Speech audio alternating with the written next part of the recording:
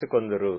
నేనున్నానని చెప్పువాడను నేనే అని వారు ఆ దినమున తెలుసుకొందురు.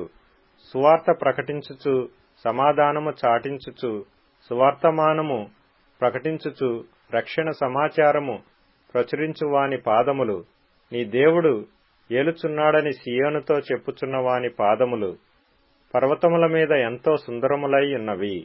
ఆలకించుము, నీ కావలివారు పలుకుచున్నారు, కూడుకొని బిగ్గరగా పాడుచున్నారు. యెహోవా సియోనును మరలా రప్పించగా వారు కన్నులారా చూచుచున్నారు.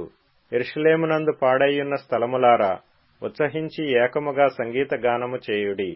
యెహోవా తన జనులను ఆదరించెను, యెరూషలేమును విమోచించెను. సమస్త జనముల కన్నుల ఎదుట యెహోవా తన పరిశుద్ధ బాహువును బయలుపరచియున్నాడు. బూదిగంత నివాసులందరూ మన దేవుని రక్షణ చూచెదరు. పోవుడి పోవుడి, అచ్చటి నుండి వెళ్ళు.